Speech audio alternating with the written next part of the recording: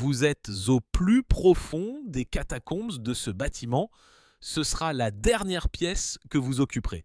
Julie Newmar et Adam West ont illuminé les écrans de télévision dans les années 1960 avec leur alchimie électrique tant que Catwoman et Batman. Mais derrière les masques, quelque chose de bien plus sombre se tramait.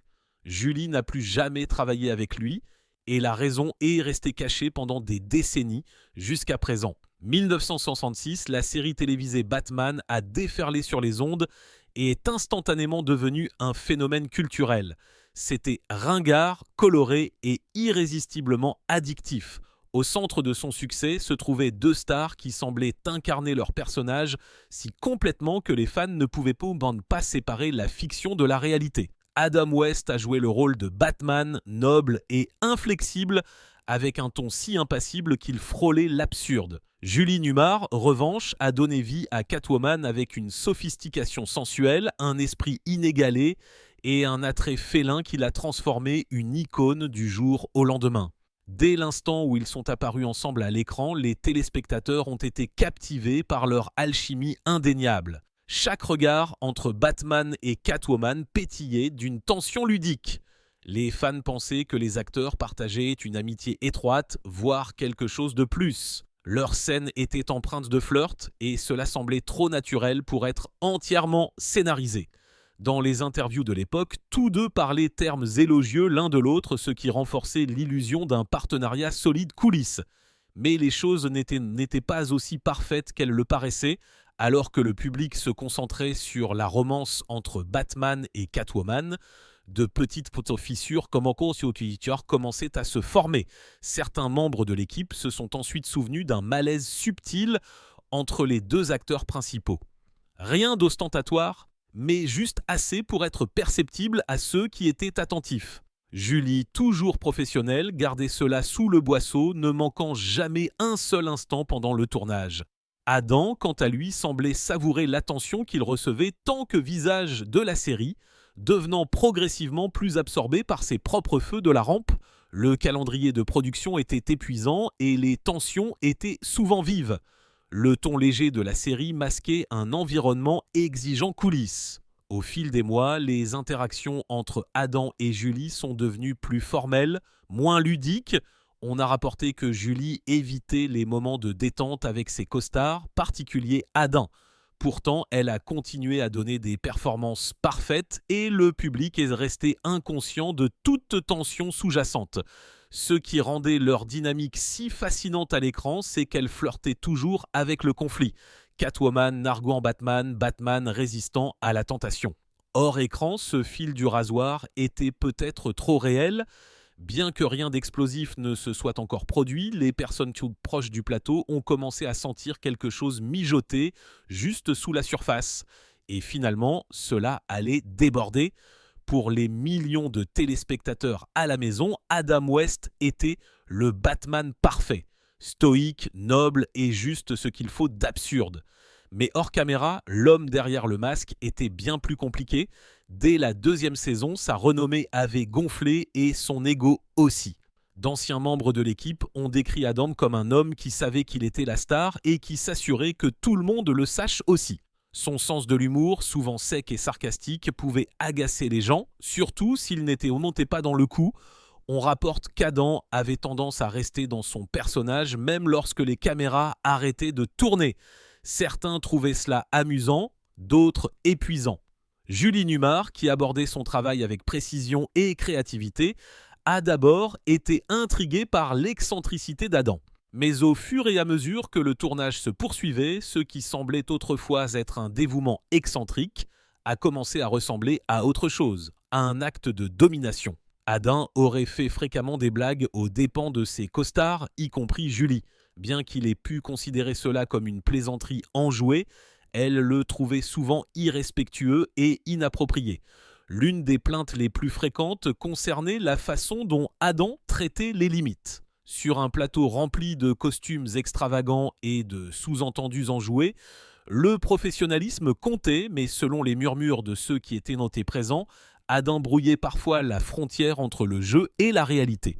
Plusieurs anciens membres de l'équipe ont affirmé qu'il faisait des remarques suggestives ou des doubles sens pendant les scènes avec Julie, même lorsque les caméras ne tournaient pas. Ces moments étaient souvent balayés d'un revers de la main dans la culture du travail des années 1960, mais ils ont laissé une marque. Julie, qui était depuis longtemps un symbole de grâce et de contrôle, a commencé à montrer des signes d'inconfort présence de sa costard. Bien qu'elle ne se soit jamais plainte publiquement à l'époque, certains initiés se sont souvenus qu'elle avait commencé à éviter de se retrouver seule avec Adam. Elle arrivait juste à temps pour ses Sokon passer ses pauses dans sa loge et sortait rapidement après le clap de fin. Pour les personnes suivies de l'extérieur, cela pouvait ressembler à un comportement de diva, mais ceux qui regardaient de plus près voyaient quelque chose de différent. Quelqu'un qui fixait des limites dans un espace où les limites étaient rarement respectées. L'emprise croissante d'Adam sur la façon dont il était dépeint a ajouté à la tension. Dès la deuxième saison, il s'est exprimé sur les scénarios, les choix de plans et même les costumes. Julie, qui appréciait la collaboration et la liberté artistique, trouvait cela contrôlant. Selon un assistant réalisateur, il y a eu un moment où Adam a suggéré des changements à une scène qui minimiserait la présence de Catwoman au profit d'un monologue plus long de Batman. Julie aurait réagi, ce qui a déclenché une petite dispute qui n'a jamais fait les manchettes, mais qui a approfondi le fossé. Pour le public, le duo Batman et Catwoman est resté magnétique. Mais coulisses, le comportement d'Adam West poussait lentement Julie Newmar à bout. Et il ne faudrait pas grand-chose de plus pour y arriver. Cela s'est produit lors de ce qui aurait dû être un tournage ordinaire, une autre journée de tournage d'une confrontation classique entre Batman et Catwoman dans la saison 2. Mais cette fois, la tension ne s'est pas arrêtée avec la scène. Selon les membres de l'équipe, un échange privé entre Adam West et Julie Newmar a tout changé. Quelque chose a été dit hors caméra et cela a modifié toute l'atmosphère du plateau. Julie venait de prononcer l'une des répliques emblématiques d'Exploiting de Catwoman. Alors qu'elle s'éloignait, Adam aurait fait une remarque censée être drôle. Mais selon les personnes présentes, elle y était grossière et remplie de sous-entendus. Les mots exacts n'ont jamais été confirmés, mais il est clair qu'il a franchi une limite.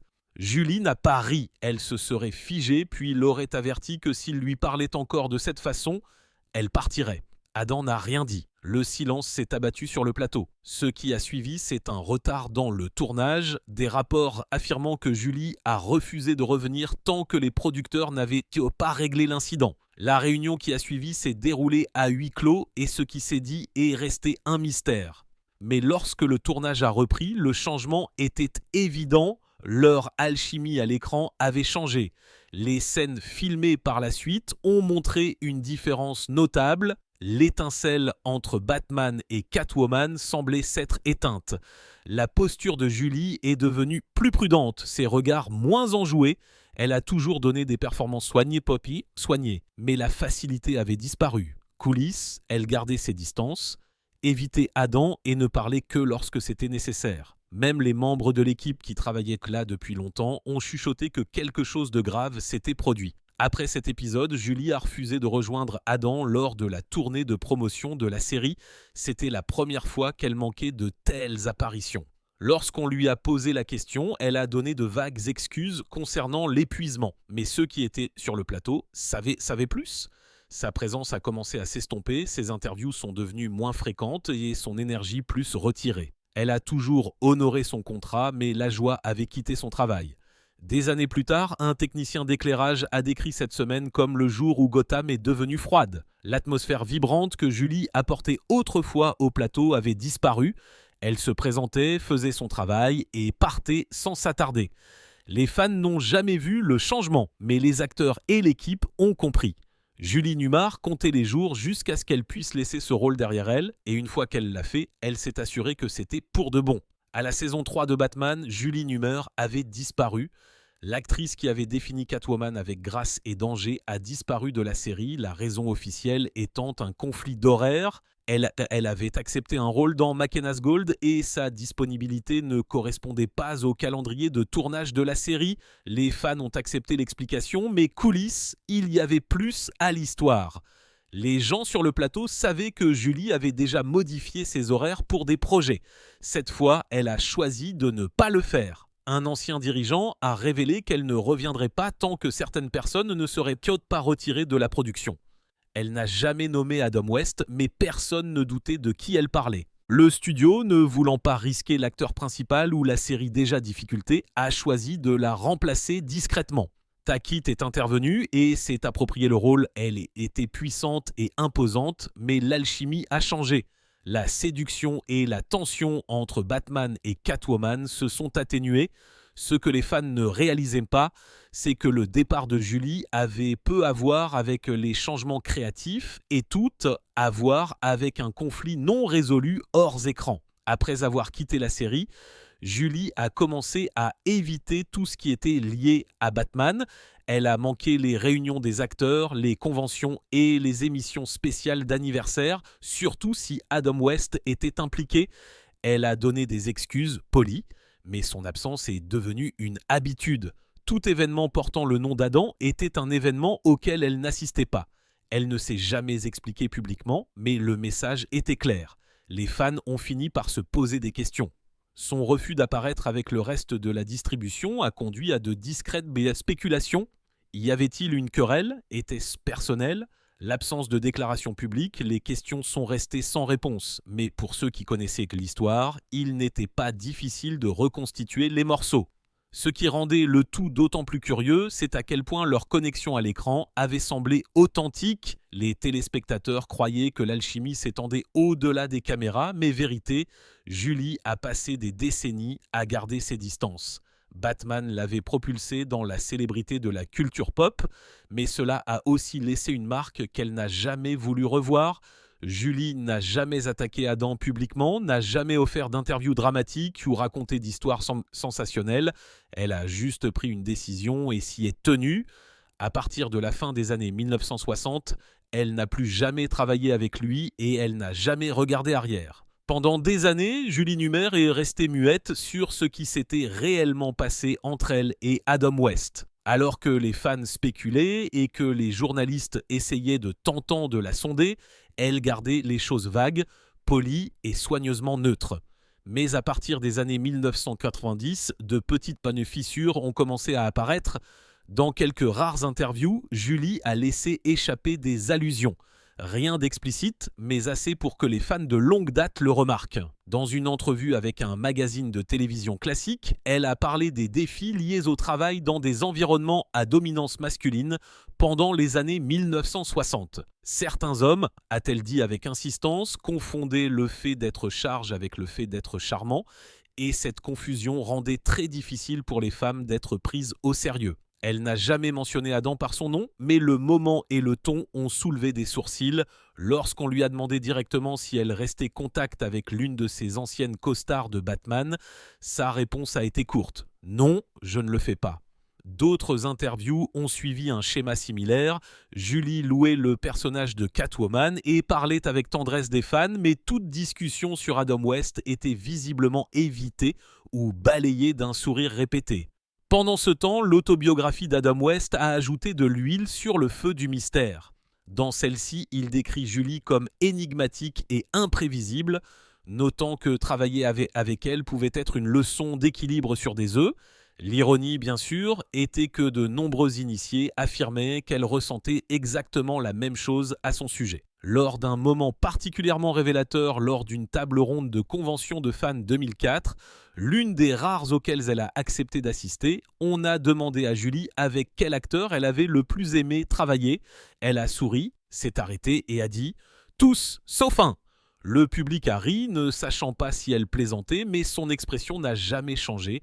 Ce n'est que quelques secondes plus tard qu'elle a brisé le silence avec une autre boutade. Disons simplement « Les chats ont une longue mémoire ». Cette seule phrase résonnerait dans les forums de fans pendant des années. Les interviews de Julie ont lentement formé une mosaïque, une image non pas d'hostilité ouverte, mais d'un profond malaise. Elle n'était jamais dramatique, jamais colère, juste calmement ferme. Elle n'était pas intéressée à revivre le passé, surtout pas les parties impliquant Adam West. Le message était clair. Elle avait dit tout ce qu'elle avait à dire, mais la vérité, il s'est avéré, attendait toujours dans les coulisses. Parce que finalement, Julie Newmar allait décider qu'il était temps d'arrêter d'insinuer et de commencer à raconter. 2017, lors d'une interview sur un podcast de télévision classique, Julie Newmar a finalement prononcé les mots que les fans se demandaient depuis des années. Après que l'animateur ait loué son alchimie avec Adam West, elle a répondu calmement « Je n'aurais plus jamais travaillé avec Adam et je ne l'ai jamais fait ». Pour la première fois, elle a abordé directement le fossé. Pas d'indices, pas de métaphore, juste de la clarté. Julie a expliqué qu'Adam l'avait mise mal à l'aise d'une manière qui avait été rejetée à l'époque. Les gens ne parlaient pas de limites. Elle a dit « On s'attendait simplement à ce que vous supportiez les choses ». Elle a décrit comment son comportement, ses remarques désinvoltes, ses blagues inappropriées et son attitude dédaigneuse l'ont progressivement usée. Pour beaucoup, cela ressemblait à un charisme inoffensif. Pour elle, c'était dévalorisant. Ce n'était pas un incident unique, a-t-elle précisé, mais une lente accumulation. Lorsqu'elle a essayé d'exprimer ses inquiétudes, elles ont été rejetées. C'était toujours « c'est juste Adam qui est Adam », a-t-elle dit. Mais pour Julie, supporter cela tous les jours avait un coût. Quitter la série n'était pas une question d'horaire. Il s'agissait de choisir le respect de soi plutôt que l'inconfort. Son ton pendant l'interview était posé, pas de colère, juste une résolution tranquille. Elle a dit qu'elle n'avait jamais voulu détruire l'héritage d'Adam, je voulais juste raconter mon point de vue. Finalement, l'impact a été immédiat, les fans ont été stupéfaits, les manchettes ont suivi après des décennies de silence, la vérité a enfin eu une voix. Julie a également réfléchi à son temps tant que Catwoman. Elle a aimé le personnage, mais pas la façon dont son temps sur le plateau s'était terminé. Cela aurait dû être une célébration, a-t-elle dit, mais au lieu de cela, c'est devenu quelque chose dont j'avais besoin de m'échapper. Elle a admis qu'il lui avait fallu des années pour se sentir assez sécurité pour parler, et même alors, elle choisissait ses mots avec soin. Sa révélation a remodelé la façon dont les fans voyaient la série. La tension subtile dans les scènes qui semblaient autrefois scénarisées semblait maintenant réelle. La froideur, la distance, c'était là depuis le début. Julie avait livré des performances parfaites, tout portant quelque chose de plus lourd qu'un rôle. Et maintenant, elle avait enfin réclamé le dernier mot. La révélation de Julie Newmar a suscité des réactions immédiates et partagées. Les fans de longue date de la série Batman des années 1960 ont été stupéfaits. Certains ont défendu Adam West, soulignant son image publique et des décennies de bonne volonté. D'autres ont applaudi Julie d'avoir enfin pris la parole, considérant ses mots comme une pièce attendue de l'histoire inédite de la série. Pour beaucoup, il ne s'agissait pas de démolir Adam. Il s'agissait enfin d'entendre la vérité de Julie. Les forums lignes et les communautés de fans ont éclaté débat. Certains considéraient le récit de Julie comme le reflet d'un problème plus vaste à Hollywood classique où les femmes artistes subissaient le manque de respect. Silence! D'autres ont remis question son timing ou douté de ses affirmations. Mais la conversation a rapidement évolué. Il ne s'agissait plus seulement d'une co-star. Il s'agissait de la culture qui permettait aux stars d'agir toute impunité au nom des codes dires d'écoute et de l'image. Quelques actrices de cette époque ont partagé des histoires bien similaires, bien qu'elles n'aient pas cité de nom.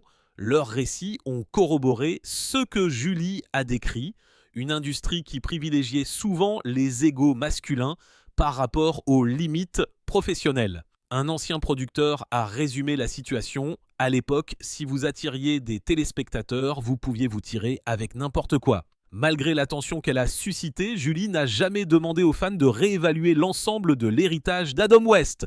Dans des remarques ultérieures, elle a clairement indiqué qu'il avait merveilleusement bien joué Batman. Ce n'est pas ce que je conteste, son objectif n'était pas la vengeance ou le scandale, c'était l'équilibre. Elle voulait que les gens comprennent que derrière le charme, son expérience avait été très différente. Les deux peuvent être vrais, a-t-elle dit. Certains médias ont essayé de sensationnaliser l'histoire, mais Julie a refusé d'y participer. Elle n'a pas donné d'autres interviews, elle a laissé sa déclaration telle qu'elle. Cette discrétion n'a fait qu'ajouter au respect que de nombreux fans avaient pour elle. Pour certains, c'était la première fois qu'ils voyaient vraiment sa force, pas seulement tant que Catwoman, mais tant que femme qui savait quand parler et quand saler. Fin de compte, ces paroles ont fait plus que clarifier la situation. Elles ont rouvert une conversation sur les progrès accomplis par l'industrie du divertissement et sur le chemin qu'il lui reste à parcourir. Pour les fans de Batman, cela signifiait réévaluer une série qu'ils aimaient à travers un nouveau prisme. Et pour Julie, cela signifiait enfin être vue non seulement comme une artiste, mais comme quelqu'un qui a choisi le silence pendant des décennies et qui a ensuite choisi la vérité. Lorsqu'Adam West est décédé 2017, les hommages ont afflué de la part des fans et des anciennes co-stars. Il était devenu plus qu'un simple acteur. Il était un symbole nostalgique d'une époque plus innocente à la télévision. Mais un nom était absent des hommages et des interviews. Julie Newmar. Au lieu de se joindre aux hommages publics, elle a publié une brève déclaration « Je lui souhaite la paix ». Il a donné à une génération d'enfants un héros qui croire, c'était respectueux, soigneusement formulé et notamment impersonnel. Elle a reconnu son héritage mais a gardé une distance claire par rapport à leur passé commun. Même après sa mort, elle a choisi de ne pas mentionner leur relation de travail. Son silence a soulevé des questions. Certains fans ont été surpris, d'autres qui connaissaient l'histoire ont compris. Pour Julie, il ne s'agissait jamais d'amertume, il s'agissait de respect de soi. Elle avait depuis longtemps fait la paix avec sa décision de laisser ce chapitre derrière elle. Assister à des commémorations ou revivre des souvenirs avec quelqu'un qui l'avait fait se sentir diminué ne correspondait tout simplement pas à la vie qu'elle s'était construite depuis. Dans les années qui ont suivi, Julie est réapparue occasionnellement aux yeux du public. Elle a été honorée pour son travail à la télévision et reconnue comme une icône culturelle. De nouvelles générations l'ont découverte grâce aux services de diffusion continue, ignorant la tension derrière le masque. Pour eux, elle était Catwoman, confiante, magnétique, inoubliable, et c'est exactement ainsi qu'elle voulait être vue. Pas comme quelqu'un de blessé, mais comme quelqu'un qui a fait un choix et s'y est tenu. Julie et Adam ne se sont jamais réconciliés. Pas de réunion, pas d'interview partagée, pas d'arc de rédemption coulisses. Leur histoire s'est terminée par une distance, pas par un drame, et c'était peut-être intentionnel. Toutes les fins ne viennent pas avec une conclusion. Certaines s'estompent simplement dans le silence. Ce qui reste, c'est un héritage de contraste, une alchimie électrisante à l'écran, une froide distance à l'écart. Deux artistes qui ont créé une télévision inoubliable, même si leurs vies réelles ont évolué dans des directions opposées. La décision finale de Julie de dire sa vérité a permis aux fans de mieux comprendre la série qu'ils aimaient. Cela leur a rappelé que même les moments emblématiques peuvent avoir des coups invisibles. Et maintenant, alors que les fans revisitent ces épisodes classiques, certains verront les signes subtils qu'ils ont manqués auparavant. La tension derrière le charme, le détachement derrière les sourires narquois, ce n'était pas seulement du jeu, c'était réel. Et pendant des décennies, c'est resté caché jusqu'à ce que Julie décide que ce n'était plus nécessaire.